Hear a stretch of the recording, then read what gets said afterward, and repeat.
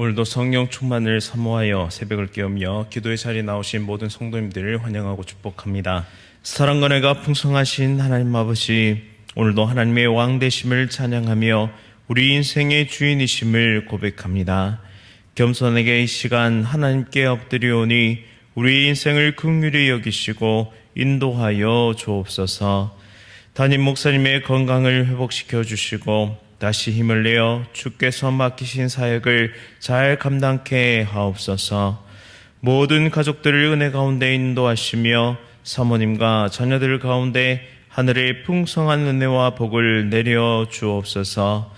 원로 목사님의 건강 또한 지켜주시며 사모님과 온 가족이 늘 평안하여 기쁨이 넘치게 하여 주옵소서. 온 성도의 삶을 주관하여 주시고 삶의 어려운 문제들을 놓고 하나님 앞에 간절히 기도하는 모든 기도에 응답하사 치유와 기적의 놀라운 은혜를 누리게 하옵소서. 사랑하는 다음 세대를 위해 기도합니다. 날마다 하나님 앞에 기도하며 말씀 가운데 세워지게 하시고 인생의 모든 결정 가운데 하나님의 뜻을 구하며 믿음 가운데 전진하는 하늘의 큰 복과 은혜를 누리는 귀한 다음 세대 될 수 있도록 인도하여 주옵소서.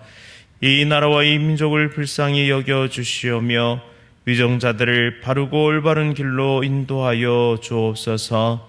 불의를 행하고 연약한 자들을 압제하며 악을 행하는 자들을 징계하시고 다시 이 땅을 회복시켜 주옵소서.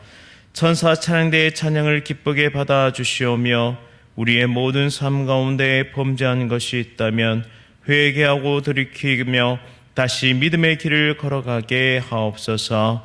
예수 그리스도의 이름으로 간절히 기도드립니다. 아멘. 오늘 하나님께서 우리에게 주시는 말씀은 역대상 21장 1절부터 17절까지의 말씀입니다. 구약 성경 641면에 있습니다. 역대상 21장 1절부터 17절까지의 말씀 한 절씩 교독하실 때 살아계신 하나님의 음성 들으시기 바랍니다. 사탄이 일어나 이스라엘을 대적하고 다윗을 충동하여 이스라엘을 계수하게 하니라. 다윗이 요압과 백성의 지도자들에게 이르되 너희는 가서 보엘사바에서부터 단까지 이스라엘을 계수하고 돌아와 내게 보고하여 그 수요를 알게 하라 하니 요압이 아뢰되 여호와께서 그 백성을 지금보다 100배나 더하시기를 원하나이다. 내 주 왕이여, 이 백성이 다 내 주의 종이 아니니까 내 주께서 어찌하여 이를 명령하시나이까? 어찌하여 이스라엘이 범죄하게 하시나이까 하나 왕의 명령이 요압을 재촉한지라. 드디어 요압이 떠나 이스라엘 땅에 두루 다닌 후에 예루살렘으로 돌아와 요압이 백성의 수요를 다윗에게 보고하니 이스라엘 중에 칼을 뺄 만한 자가 110만 명이요 유다 중에 칼을 뺄 만한 자가 47만 명이라. 요압이 왕의 명령을 마땅치 않게 여겨 레위와 베냐민 사람은 계수하지 아니하였더라. 하나님이 이를 악하게 여기사 이스라엘을 치심에 다윗이 하나님께 아뢰되 내가 이를 행함으로 큰 죄를 범하였나이다. 이제 간구하옵나니 주의 죄를 용서하여 주옵소서. 내가 심히 미련하게 행하였나이다 하니라. 여호와께서 다윗의 선지자 갓에게 말씀하여 이르시되 가서 다윗에게 말하여 이르기를 여호와의 말씀이 내가 네게 세 가지를 내어 놓으리니 그 중에서 하나를 내가 택하라. 내가 그것을 내게 행하리라 하셨다 하라 한지라. 갓이 다윗에게 나아가 그에게 말하되 여호와의 말씀이 너는 마음대로 택하라. 혹 3년 기근이든지 온 내가 석 달을 적군에게 패하여 적군의 칼에 쫓길 일이든지 혹 여호와의 칼 곧 전염병이 사흘 동안 이 땅에 유행하며 여호와의 천사가 이스라엘 온 지경을 멸할 일이든지라고 하셨나니 내가 무슨 말로 나를 보내신 이에게 대답할지를 결정하소서 하니 다윗이 갓에게 이르되 내가 공경에 빠졌도다. 여호와께서는 긍휼이 심히 크시니 내가 그의 손에 빠지고 사람의 손에 빠지지 아니하기를 원하나이다 하는지라. 이에 여호와께서 이스라엘 백성에게 전염병을 내리심에 이스라엘 백성 중에 죽은 자가 7만 명이었더라. 하나님이 예루살렘을 멸하러 천사를 보내셨더니 천사가 멸하려 할 때에 여호와께서 보시고 이 재앙 내림을 뉘우치사 멸하는 천사에게 이르시되 족하다. 이제는 내 손을 거두라 하시니 그때 여호와의 천사가 여부스 사람 오르난의 타작마당 곁에 선지라. 다윗이 눈을 들어보매 여호와의 천사가 천지 사이에 섰고 칼을 빼어 손에 들고 예루살렘 하늘을 향하여 편지라. 다윗이 당들과 더불어 굵은 베를 입고 얼굴을 땅에 대고 엎드려 함께 읽겠습니다. 하나님께 아뢰되 명령하여 백성을 계수하게 한 자가 내가 아니니까 범죄하고 악을 행한 자는 곧 나이니이다. 이 양떼는 무엇을 행하였나이까? 청하건대 나의 하나님 여호와여 주의 손으로 나와 내 아버지의 집을 치시고 주의 백성에게 재앙을 내리지 마옵소서 하니라. 아멘. 하나님만이 내 삶의 주인 되십니다. 하나님만이 내 삶의 주인 되십니다. 라는 제목으로 말씀을 선포하겠습니다. 역대기의 기자는 다윗의 잘못에 대해서 거의 침묵합니다. 그 이유는 역대기는 포로 귀환민들, 그 백성들의 용기를 북돋고 희망찬 미래로 이끌기 위해 쓰여졌기 때문입니다. 그래서 다윗 왕조의 전통성과 하나님의 신실하심을 그 역사를 중심으로 그리고 있는데요. 그런데 오늘 본문은 예외적으로 다윗의 심각한 실수와 범죄를 다루고 있습니다. 밧세바의 사건은 제외되었지만 인구조사의 죄는 상세히 기록하고 있습니다. 이 사건을 통해 강조하고 싶은 메시지가 있기 때문입니다. 본문 1절에 사탄이 일어나 이스라엘을 대적하고 다윗을 충동하여 이스라엘을 계수하게 하니라 라고 말씀합니다. 다윗은 승리에 도취되어 있었고 다윗은 자신의 업적으로 인하여 교만의 함정에 빠지게 된 것입니다. 사탄은 언제든지 어느 곳에서든지 우리를 넘어뜨리려고 함정을 파고 기다리고 있습니다. 그런데 사람들은 언제 잘 넘어질까요? 고난과 어려움이 있을 때는 오히려 기도의 자리로, 말씀의 자리로 나와서 하나님을 붙잡으려고 애를 씁니다. 그런데 평안하고 아무 걱정이 없고 승승장구할 때, 그 잘 나갈 때에는 하나님은 점점 잊혀져 갑니다. 다윗은 고난 가운데 그토록 붙잡으려고 애썼던 하나님을 순간적으로 잊어버렸습니다. 그리고 이 모든 일을 이루신 분이 하나님이란 사실을 잊어버리게 되었죠. 그래서 그는 인구조사를 시행합니다. 그런데 왜 인구조사가 죄가 될까요?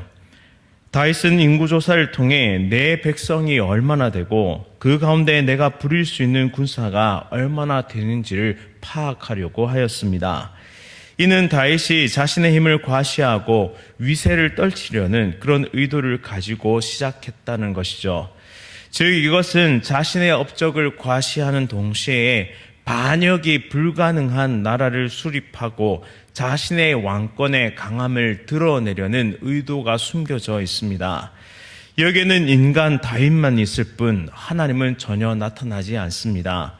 하나님께 영광 돌리지도 않았고 하나님께 감사하지 않았으며 하나님 앞에 겸손하게 엎드리지도 않았습니다. 나의 강함만이, 나의 부요함만이 자랑스럽게 나타났습니다. 그런데 왜 하나님은 개입하지 않으셨을까요? 다윗이 그릇된 길로 가려고 할 때 하나님은 왜 강력하게 막아서지 않으셨을까요? 그것은 다윗의 한계를 보여주심으로써 한계 너머에 계시는 그리스도를 바라보게 하기 위함이었습니다. 인간은 한계가 있는 존재입니다. 역대기의 저자는 다윗 왕조의 이 정통성을 보여주지만 그 정점에 있는 다윗도 인간에 불과하다라는 사실을 보여줍니다. 그래서 궁극적으로는 하나님을 바라봐야 한다. 연약한 인생은 반드시 하나님과 함께 가야 한다. 진정한 왕으로 오실 메시아를 바라봐야 한다라는 것을 이 사건을 통해 강조하고 있는 것입니다. 우리도 마찬가지인데요. 그 위대한 다윗 왕도 하나님을 향한 시선을 잃어버렸을 때 넘어졌던 것처럼 우리도 이것을 교훈으로 삼아야 합니다. 따라서 우리는 항상 깨어 있어야 합니다. 영적으로 깨어 있지 않으면 누구라도 죄의 유혹에 넘어질 수밖에 없습니다. 구체적으로 교만의 죄에 넘어질 수밖에 없습니다. 이 교만의 유혹은 매일 말씀과 기도로 깨어있는 자만이 물리칠 수 있습니다. 예수님께서 새벽 오히려 미명에 한적한 곳으로 가사 기도하셨던 것처럼 우리는 매일 아침, 매일 저녁으로 하나님과 교제하기를 힘써야 할 줄 믿습니다. 그렇다면 영적으로 깨어있는 삶은 무엇일까요? 기도와 말씀으로 우리는 무엇을 매일 몇 시간 깨닫고 누려야 할까요? 깨어있는 삶이란 하나님이 내 삶의 주인이십니다. 하나님만이 나의 주인 되십니다를 끊임없이 고백하는 삶을 뜻합니다. 하나님께서 우리에게 허락하신 모든 것의 주인이시라는 사실을 고백하며 하루를 시작하고 하루를 마감하는 것입니다. 다윗이 왕자에 있을 때 모든 것을 다 이룬 것 같은 그때에 하나님이 내 삶의 주인이십니다를 고백하는 것을 잊어버렸습니다. 만약 우리도 삶 가운데 이 고백, 하나님의 주인 되심에 대한 이 고백을 잃어버린다면 우리도 다윗과 같이 길을 잃어버리고 말 것입니다. 때때로 우리가 잘못된 길에 들어설 때 신실한 동역자들의 입을 통해 바른 길에 대한 지혜를 얻기도 합니다. 그런데 문제는 이 조언을 듣지 않는다는 데 있지요. 오늘 다윗이 인구조사를 명령하였을 때 그를 말렸던 한 사람이 있었습니다. 그의 이름은 바로 요압인데요. 요압은 3절 말씀에 여호와께서 그 백성을 지금보다 100배나 더하시기를 원하나이다. 내 주 왕이여, 이 백성이 다 내 주의 종이 아니니까 내 주께서 어찌하여 이를 명령하시나이까? 어찌하여 이스라엘이 범죄하게 하시나이까? 라고 다윗을 말립니다. 역사에는 만약이란 단어가 없고 가정이 존재할 수 없지만 만약에 이때라도 그의 동역자였던 요압의 말을 들었더라면 다윗은 범죄하지 않을 수 있지 않았을까요? 8절에 다윗은 하나님의 징계 앞에 곡장 항복하는 것을 볼 수 있습니다. 자신의 잘못을 시인하고 회개하며 용서를 구하죠. 자신의 미련함을 하나님께 고백합니다. 이러한 모습은 참으로 우리에게 귀감이 됩니다. 다윗은 실수가 많고 연약한 모습을 보이지만 끝까지 하나님의 길을 걸어갈 수 있었던 이유는 하나님께서 그 죄를 지적하실 때 즉각적으로 회개하고 하나님께 전적으로 항복하였기 때문입니다. 하나님은 회개하는 인생에게 긍휼과 자비를 베푸시고 다시 한번 일어설 수 있는 힘과 능력을 베푸시는 긍휼과 자비의 하나님이십니다. 그런데 회개는 이 용서를 담보하지만 징계의 철회까지는 보장하지 않는다는 것을 오늘 본문 말씀을 통해 알 수 있습니다. 이제 하나님은 선견자 갓을 사용하셔서 다윗의 범죄에 대해 징계 3가지를 선택해 하십니다. 3년 기근을 선택할지, 석 달 적군에게 패배하여 쫓김을 선택할지, 사흘 동안 전염병을 선택할지 이 셋 중에 하나를 선택하라고 말씀하시죠. 다윗은 사흘 동안의 전염병을 선택하게 되고 이로 인해 이스라엘 백성 7만 명이 죽음에 이르는 그런 끔찍한 일이 벌어집니다. 이 징계는 오르난의 타작마당에서 그치게 되는데 그곳에서 다윗과 장로들이 굵은 베옷을 입고 얼굴을 땅에 대고 엎드려 간절히 호소하는 장면이 나타납니다. 다윗은 자신의 잘못을 다른 사람들에게 돌리지 않습니다. 그리고 핑계대지도 않습니다. 이것이 다윗과 사울왕의 차이점입니다. 자신의 연약함과 완악함으로 인하여 자신의 백성들이 죽어가는 것에 대하여 심히 슬퍼합니다. 그러면서 하나님께 이렇게 아뢰는데요. 17절 말씀에 하나님께 아뢰되 명령하여 백성을 계수하게 한 자가 내가 아니니까 범죄하고 악을 행하는 자는 곧 나니이다. 이 양 떼는 무엇을 행하였나이까? 청하건대 나의 하나님 여호와여, 주의 손으로 나와 내 아버지의 집을 치시고 주의 백성에게 재앙을 내리지 마옵소서라고 간절히 호소합니다. 진정한 신앙인, 더 나아가 진정한 신앙의 리더는 자신의 잘못을 고백할 수 있고 타인에게 그 죄를 전가하지 않는 모범이 되어야 합니다. 무엇보다 지도자는 모든 백성의 고통에 대해 외면하지 않고 자신을 내어주더라도 백성을 건져낼 줄 알아야 한다는 것입니다. 다윗은 그런 면에서 참으로 훌륭한 신앙인의 면모를 갖추고 있습니다. 이 넘어짐, 교만으로 인한 넘어짐에는 예외가 없습니다.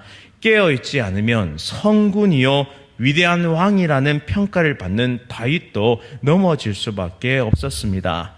오늘 함께 이 고백을 하며 하루를 시작했으면 좋겠습니다. 하나님만이 나의 참된 주인이 되십니다.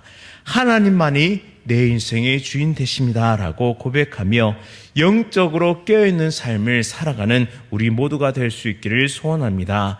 그리고 더 나아가 우리가 인생을 걸어가다가 죄를 짓고 넘어질 때 그 죄의 문제를 다른 사람에게 원인을 전가하지 않고 나 자신에게서 찾으며 신실하게 회개하고 돌이켜 다시 한번 믿음의 길을 걸어갈 수 있는 성숙한 신앙인이 될 수 있기를 간절히 바랍니다. 말씀을 기억하면서 함께 기도하겠습니다. 하나님, 이 시간 하나님만이 나의 참된 주인 되심을 고백합니다. 내 삶의 일부만을 하나님께 내어드리고 내 선택의 일부만을 하나님께 맡기는 반쪽짜리 신앙을 회개합니다. 여전히 내 안에 내 힘과 내 능력으로 삶을 살아내려는 다윗과 같은 교만함이 있다면 이 시간 용서하여 주시고 회개하고 돌이켜 믿음의 길을 다시 달려가게 하옵소서. 오늘도 하나님 없이는 단 한순간도 살아갈 수 없는 연약한 인생임을 고백하며 하나님께 기도하며 나아가는 모든 성도의 기도에 응답하시고 기쁨과 감사함이 넘치는 하루 되도록 성령님께서 우리의 모든 마음을 주장하시고 인도하여 주옵소서. 담임 목사님의 건강을 회복시켜 주시고 치유하여 주옵소서. 또한 코로나로 인한 폐렴으로 위독한 중에 있는 양선영 집사님 아버지를 만져주시고 치유하여 주옵소서. 또한 수술을 앞두고 있는 현정 자매를 붙잡아 주시고 수술 잘 마칠 수 있도록 인도하여 주옵소서. 여러 가지 질병으로 오늘도 고통하고 있는 귀한 성도들을 고쳐주시고 회복시켜 주옵소서. 예수 그리스도의 이름으로 간절히 기도드립니다. 아멘. 하늘에 계신 우리 아버지여, 이름이 거룩히 여김을 받으시오며 나라가 임하시오며 뜻이 하늘에서 이루어진 것 같이 땅에서도 이루어지이다. 오늘 우리에게 일용할 양식을 주시옵고 우리가 우리에게 죄 지은 자를 사하여 준 것 같이 우리 죄를 사하여 주시옵고 우리를 시험에 들게 하지 마시옵고 다만 악에서 구하시옵소서. 나라와 권세와 영광이 아버지께 영원히 있사옵나이다. 아멘. 오늘은 홍콩 하요한 선교사님을 위해 함께 기도하겠습니다.